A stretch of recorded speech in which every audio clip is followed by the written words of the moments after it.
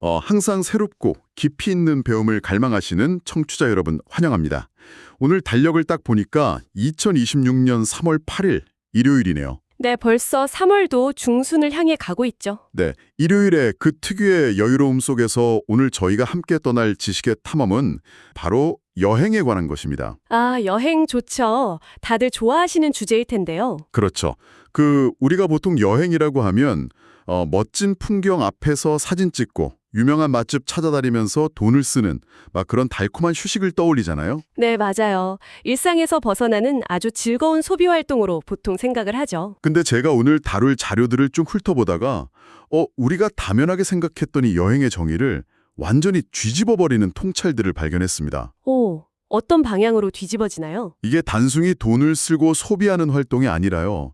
우리의 내면을 완전히 뒤바꾸고 삶의 궤적에 투자하는 아주 강력한 경험으로서의 여행, 이걸 깊이 있게 파헤쳐 볼 예정입니다. 아, 소비가 아니라 투자다. 흥미로운 접근이네요. 네, 그래서 오늘 나태주 시인, 그리고 국립공주대학교 이용근 교수, 또 유튜버 조승현 씨가 남긴 기록과 통찰을 저희가 한가득 가져왔거든요. 낯선 곳에서 느끼는 불편함이 대체 어떻게 우리를 성장시키는지. 자, 이제 본격적으로 파헤쳐 볼까요? 아주 흥미진진한 여정이 될 것 같습니다.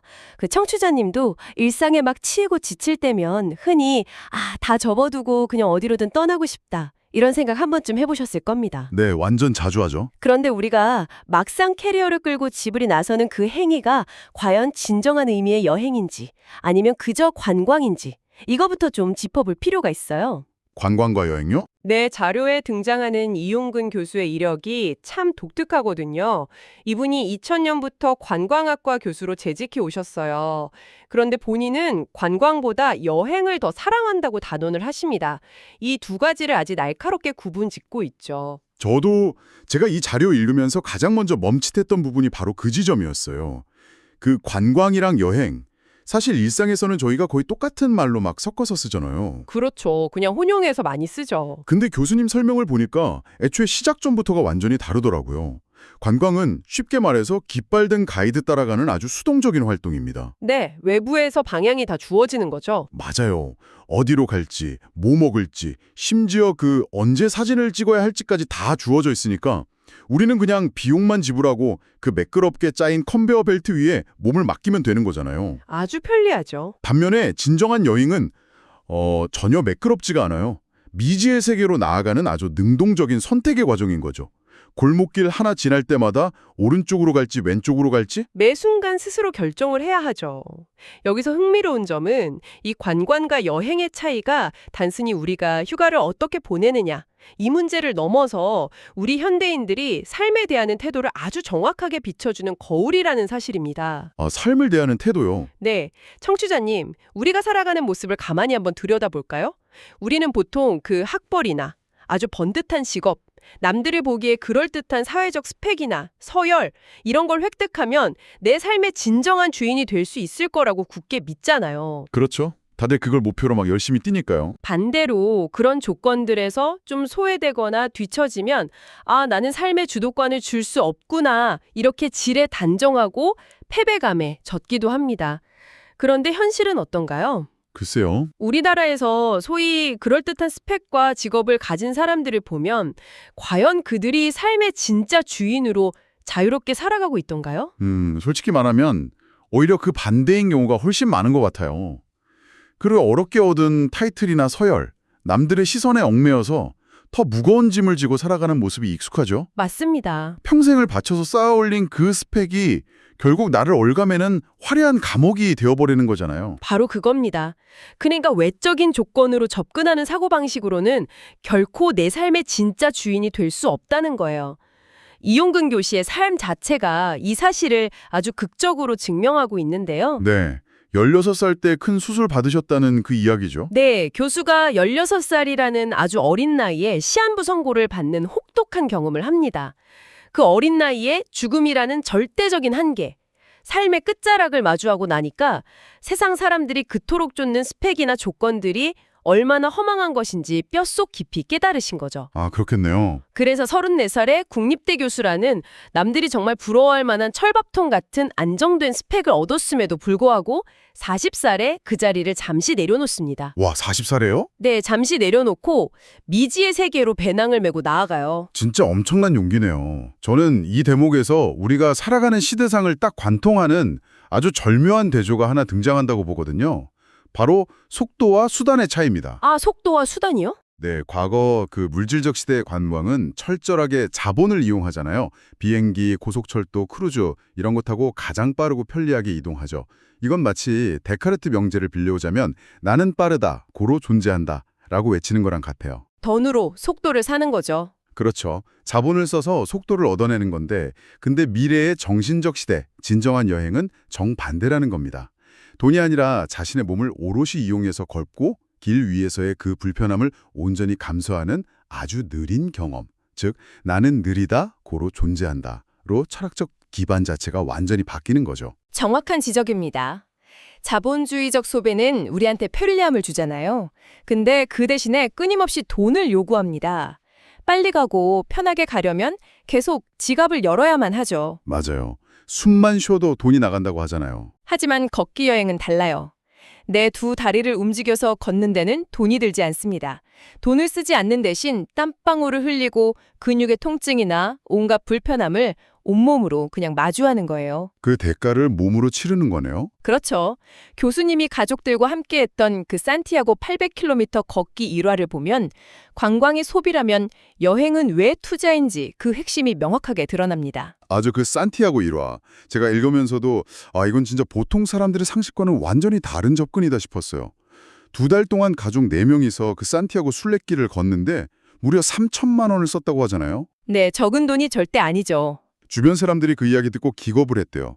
아니 3천만 원이면 번듯한 새 그랜저를 한 대 뽑고도 남을 돈인데 그걸 고생하면서 2달 만에 허공에 다 날려버리냐 하면서요. 현실적으로 그렇게 생각할 수 있죠. 사실 일반인들에게 그 금액은 투자라기보단 엄청난 사치나 좀 낭비로 들릴 수 있잖아요. 근데 교수는 왜 그게 자동차보다 훨씬 나은 선택이라고 단언을 하신 걸까요? 생각해보시면 자동차 같은 물리적인 물건은 돈을 지불하고 소유하는 그 순간부터 가치가 떨어지기 시작합니다. 매년 감가상각이 일어나서 나중에는 고철 덩어리가 되잖아요. 그렇죠. 중고차 가격 뚝뚝 떨어지니까. 이건 전형적인 소비입니다. 하지만 낯선 길을 800km나 걸으면서 가족이 함께 막 한계에 부딪히고 다투기도 하고 서로 부둥켜 안고 울기도 하면서 얻어낸 그 지독한 불편함, 그리고 깨달음의 경험은 어떨까요? 경험은 사라지지 않죠. 맞아요. 이건 시간이 지날수록 내면에서 계속 이자를 쳐서 불어나는 자산입니다. 죽을 때까지 결코 사라지지도 않아요. 삶의 고비마다 나를 지탱해줄 아주 강력한 무기가 되는 거죠. 이자가 붙는 자산이라 표현이 너무 좋네요. 결국 진정한 투자는 외부의 편리함을 사는데 돈을 쓰는 게 아니라 내면의 한계를 시험하고 세상을 보는 새로운 시야를 얻는데 시간과 비용을 들이는 것이라는 아주 묵직한 통찰이죠. 진짜 고개가 끄덕여집니다. 물건은 낡아가지만 경험은 내 안에서 계속 진화를 한다는 거잖아요. 자, 이렇게 투자의 관점으로 여행을 새롭게 정의를 해봤는데 그렇다면 도대체 그 낯선 길 위에서 구체적으로 어떤 내면적 변화가 일어나길래 그토록 가치 있는 자산이 되는 건지 좀 더 깊이 파고들어 보고 싶어지거든요. 네, 아주 중요한 부분이죠. 여기서 정말 흥미로운 점은요, 나태주 시인이 제시한 독특한 관점입니다. 시인은 여행을 삶의 주인공 자리에서 내려와 삶의 방관자가 되는 과정이라고 정의를 했어요. 주인공에서 방관자로 일상이라는 무대 위에서 각자 맡은 그 역할의 주인공으로 살아가잖아요. 직장에서 짊어진 책임감, 가정에서의 부모 혹은 자식으로서의 그 무거운 역할들에 막 짓눌려 있죠. 하루하루가 버겁죠, 다들. 그런데 딱 짐을 싸서 여행을 떠나면 그 무대 조명에서 잠시 벗어나서 낯선 타인들의 삶을 곁에서 가만히 지켜보는 방관자가 된다는 거예요. 이걸 더 큰 맥락과 연결해보면 아까 우리가 이야기했던 현대인들은 왜 스펙을 쌓고도 삶의 주인이 되지 못하는가? 이 질문에 대한 해답이 나옵니다. 연결이 되나요, 거기로? 네, 내면으로 깊이 들어가서 도대체 내 안에 무엇이 꽉 막혀 있길래 내가 주인이 되는 길을 막고 있는가? 이걸 알아내려면 역설적이게도 내가 그토록 움켜쥐고 있던 그 일상의 주인공 자리에서 한 발짝 물러서 봐야만 합니다. 시선을 바꾸는 거군요. 카메라 렌즈를 나에게서 세상으로 돌려보는 거죠. 나태주 시인이 말하는 방관자가 된다는 건 아무것도 안 하고 그냥 수동적으로 구경만 한다는 뜻이 절대 아니에요. 그럼요. 오히려 나를 둘러싼 온갖 타이틀을 다 벗어던지고 다른 사람들의 삶의 풍경 속에 조용히 스며들어서 참여해보는 아주 적극적인 행위인 겁니다. 그 스며드는 과정, 즉 방관자가 돼서 타인의 삶을 들여다보는 과정에서 필연적으로 마주하게 되는 게 바로 결핍, 그리고 불편함인 것 같아요. 자료에 나온 나태주 시인의 아프리카 탄자니아 일화가 진짜 생생했는데요. 네, 인상적인 장면이죠. 청취자님도 한번 상상해 보세요. 아프리카의 낯선 환경, 심지어 우리가 보기엔 그냥 흙탕물이나 구정물이나 다름없는 곳에서 현지인들이 쪼그려 앉아서 막 빨래를 하고 있는 거예요. 네, 시인이 그걸 보셨죠. 시인은 그 열악한 결핍의 풍경에 충격을 받고 선의로 그들의 빨래를 도와주려고 나섭니다. 근데 시인의 손길이 너무 서투니까 빨래가 제대로 안 돼서 결국 현지인이 시인을 밀어내고 다시 빨래를 하는 웃지 못할 총격이 벌어지잖아요. 하하, 네, 그랬죠. 게다가 시인은 여행할 때 현지 음식이 입에 안 맞을까 봐 컵라면이나 한국 반찬을 바리바리 싸들고 다니는 사람들을 보면서 그건 여행을 제대로 대하는 태도가 아니다. 이렇게 아주 단호하게 꼬집기도 하거든요. 맞습니다. 내 입맛에 맞지 않는 그런 낯선 냄새나는 조개를 씹어 삼키고 내 기준에서는 도저히 이해할 수 없는 불편한 방식들을 며칠 동안만이라도 아무런 판단 없이 그냥 온전히 받아들여 보는 것. 그것이 시인이 말하는 진정한 여행의 시작입니다. 판단을 멈추고 받아들이는 거네요. 네. 탄자니아 사람들을 보면서 우리가 깨달아야 할 것은 저 사람들은 구정물에 빨래를 하니까 참 불행하겠구나. 이게 아닙니다. 그들은 물질적으로는 엄청난 결핍 속에 있을지 몰라도 그 환경 속에서 스스로를 불행하다고 여기지 않으면서 자신들의 삶을 온전히 살아내고 있었어요. 그렇죠. 그들만의 삶의 방식인 거니까요. 그 모습을 낯선 방관자의 시선으로 지켜보면서 우리는 비로소 나의 일상을 반추하게 되는 겁니다. 나는 저들보다 훨씬 많은 걸 가졌으면서도 왜 매일 불행하다고 불평하며 살았을까? 내가 당연하게 누리던 것들이 사실은 얼마나 대단한 기적이었나 하고 말이죠. 그렇게 낯선 곳에서 온갖 불편함을 온몸으로 막 받아내다 보면 결국 필연적으로 아주 철저하게 혼자 남겨지는 순간과 마주하게 되잖아요. 여기서 유튜버 조승현 씨랑 이용근 교수의 자료가 공통적으로 주목하는 아주 중요한 감정이 하나 있더라고요. 혼자 남겨졌을 때 감정 말이죠. 네, 보통 사람들은 혼자 여행 떠난다고 하면 아니 거기 가서 혼자 밥 먹고 혼자 자면 너무 외롭지 않아? 라고 걱정부터 하거든요. 근데 이분들은 외로움과 고독을 완전히 다른 질감으로 분리해서 설명을 하더라고요. 아주 중요한 포인트입니다. 외로움, 즉 론리니스는 내 주위에 나를 알아봐주는 다른 사람이 없어서 텅 비어버리는 아주 수동적이고 고통스러운 감정이에요. 결핍에서 오는 아픔이죠. 혼자라서 쓸쓸한 거? 네. 하지만 진정한 여행자가 낯선 길 위에서 마주하는 것은 고독, 솔리튜드입니다. 이건 타인이 없어서 괴로운 상태가 아니에요. 능동적으로 일상의 소음과 인간관계를 차단하고 오롯이 내 자아와 단둘이 대면하는 꽉 찬 시간입니다. 꽉 찬 시간이요? 이용근 교수는 이 철저한 고독의 순간에 비로소 내 일상의 껍데기들을 다 벗겨내고 내 영혼의 진짜 무게를 느낄 수 있다고 표현을 하셨어요. 영혼의 진짜 무게? 스마트폰 알람도 안 울리고 나를 부장님, 과장님 부르는 사람도 없는 곳. 그 언어도 안 통하는 미지의 세계에서 오로지 내 힘만으로 길을 찾고 문제를 해결해야 하니까요. 청취자님 상상해 보세요.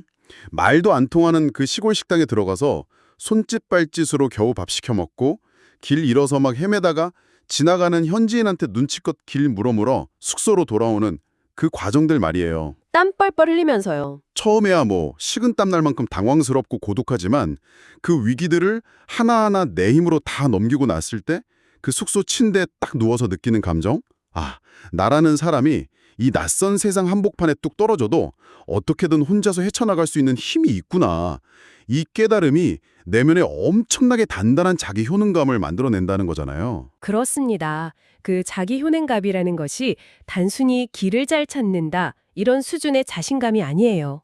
내 삶에 어떤 예측 불가능한 변수나 위기가 닥쳐와도 나는 스스로 방향을 찾을 수 있다는 존재의 근원을 지탱해주는 아주 강력한 믿음이죠. 와, 이 자기 효능감이 내면에 단단하게 자리 잡으면 결국 세상을 바라보는 시야 자체가 뭐 180도 달라질 수밖에 없겠네요. 공간의 이동을 통해서 이질적인 문화를 온몸으로 겪어내면 뇌 구조 자체가 확 바뀌는 느낌일 텐데요. 네, 새로운 회로가 생기는 거죠. 자료 보니까 조승현 씨 경험담이 이 시야 확장의 과정을 아주 생생하게 보여주더라고요. 모로코라는 낯선 땅에 무작정 뚝 떨어져서 3주 동안 막 부딪히면서 지냈던 그 모모한 고독의 경험. 그게 훗날 자신의 커리어를 방송인에서 유튜버로 전환하는 아주 가장 결정적인 촉매제가 됐다고 해요. 맞아요. 새로운 도전을 할 수 있는 힘을 얻은 거죠. 게다가 그 여행에 어떻게 우리한테 창의성을 불어넣어주는지 설명하는 부분은 미시적인 일상이랑 거시적인 자연을 막 넘나들면서 아주 입체적으로 다가왔어요. 조승현 씨는 그 창의성의 발현을 두 가지 층위로 나누어서 보여주거든요. 먼저 일상적인 시스템이 주는 소소한 문화적 충격입니다. 청취자님, 우리가 매일 타는 버스를 생각해 보세요. 앞문으로 타서 돈 내고 뒷문으로 내리는 건 뇌를 거치지 않고도 자동으로 수행하는 알고리즘이잖아요. 네, 거의 뭐 반사신경이죠. 그런데 일본에 여행을 가면 갑자기 뒷문으로 타서 번호표를 뽑고 내릴 때 기사님 앞 화면 보면서 요금을 계산해야 합니다. 이탈리아 식당에 가면 또 빈자리가 널려 있어도 내 맘대로 가서 앉으면 안 돼요. 지배인이 와서 자리 안내해 줄 때까지 입구에서 그냥 우두커니 기다려야 하죠. 아, 맞아요. 저도 그런 경험이 있어요. 평소 같으면 아무 생각 없이 했을 행동들인데 여행지에서는 갑자기 뇌가 이게 아니네? 하면서 급제동을 거는 기분이죠. 내 머릿속에 딱 굳어져 있던 자동주행 모드가 털컹거리면서 꺼져버리는 느낌이랄까요? 바로 그겁니다. 그 덜컹거리는 불편함, 소소한 낯섦이 굳어버린 우리의 사고방식을 사정없이 흔들어 깨우는 거예요. 아, 내가 태어나서 지금까지 정답이라고 믿고 살아온 이 삶의 방식이 세상의 유일한 정답이 아니었구나. 다른 방식으로도 얼마든지 굴러가는 세상이 있구나. 이 깨달음이 바로 뇌의 신경망을 새롭게 연결하는 창의성의 시작점입니다. 그리고 여기서 한 걸음 더 나아가면 그 거시적인 충격이 기다리고 있죠. 네, 압도적인 경험들이죠. 이집트의 거대한 피라미드나 아프리카 세렝게티의 그 압도적인 대자연 같은 것도 말이에요. 인간의 힘으로는 어찌할 수 없는 그 풍경 앞에 딱 섰을 때 내 존재가 진짜 우주의 먼지처럼 작고 유한하다는 걸 뼛속 깊이 영적으로 체감하게 된다는 설명, 참 와닿았어요. 인간이 겸허해지는 순간이죠. 이렇게 일상을 깨부수는 미시적인 충격, 그리고 존재를 압도하는 거시적인 충격을 모두 겪고 나면 당연히 세상을 보는 렌즈 자체가 완전히 새로운 걸로 갈아 끼워질 수밖에 없겠네요. 이 대목에서 아주 중요한 질문이 하나 떠오릅니다. 그렇게 시야를 확장하고 새로운 렌즈를 얻기 위해서 우리는 비행기를 타고 그 먼 곳까지 온갖 수고로움을 감수하며 떠나잖아요. 그런데 참 재미있는 건 나태주 시인이 그토록 강렬했던 탄자니아 여행을 마치고 돌아와서 남긴 아주 반전 있는 고백이에요. 아, 그 고백이요? 시인이 이렇게 말하죠. 아프리카 탄자니아에 다녀오니 내가 두고 온 지나간 일상이 바로 천국이었음을 깨달았다. 세상에. 그 고생을 하면서 지구 반대편까지 날아가서 낯선 문화 다 겪어내고 얻은 그 최종 결론이 우리 집 앞 동네가 천국이었다는 거잖아요. 허탈할 수도 있는 결론이죠. 진짜 엄청난 아이러니 아닌가요? 청취자님, 이거 진짜 소름 돋지 않으세요? 이 수백 수천 킬로미터의 여행이 결국 제자리로 돌아오기 위한, 내 일상의 가치를 확인하기 위한 아주 거대한 우회로였다는 거니까요. 우리가 그렇게 많은 돈과 시간, 불편함을 다 감수해가면서 굳이 멀리 떠나는 진짜 이유가 바로 여기에 숨어 있는 겁니다. 우리는 지금 처한 현실이 지긋지긋해서 멀리 도망치기 위해 떠나는 게 아니에요. 아, 도망이 아니다? 역설적이게도 내가 매일 숨쉬고 살아가는 이 너무나도 익숙하고 지루한 일상을 낯설게 바라보기 위해서 떠나는 겁니다. 물리적인 거리를 좀 멀찍이 두었을 때, 완전히 다른 세상의 렌즈를 끼고 돌아왔을 때 비로소 매일 보던 내 집 거실, 그 출근길 풍경, 식탁 위 찌개 냄새의 진짜 가치가 새롭게 보이기 때문입니다. 그렇다면 이 모든 게 대체 무슨 의미일까요? 저는 여기서 오늘 저희가 다룬 이 모든 자료를 관통하는 가장 핵심적이고 찬란한 개념을 도출할 수 있을 것 같아요. 어떤 개념인가요? 캐리어를 끌고 비행기 타서 지구 반대편 낯선 장소로 떠나는 그 물리적인 이동을 공간여행이라고 한다면 말이죠. 그 여행을 마치고 일상으로 돌아와서 매일 아침 만나는 가족들, 늘 걷던 동네 산책길, 그리고 매일 타는 출근길 지하철을 마치 모로코나 탄자니아에 처음 온 여행자의 눈으로 낯설고 호기심 어린 시선으로 바라보는 것. 이것은 바로 우리 삶 속에서 펼쳐지는 놀라운 시간 여행 아닐까요? 공간 여행에서 시간 여행으로 아주 탁월한 해석입니다. 나태주 시인과 이용근 교수가 공통적으로 지향하는 지점이 딱 그거예요. 시인이 매일 아침 눈을 뜨는 것, 동네 산책을 하는 것, 낯선 사람을 만나는 하루하루가 모두 여행이다 라고 노래했잖아요. 네, 그렇죠. 결국 모든 여행의 진정한 종착지는 파리도 뉴욕도 세렝게티도 아닌 바로 나의 이 평범한 일상입니다.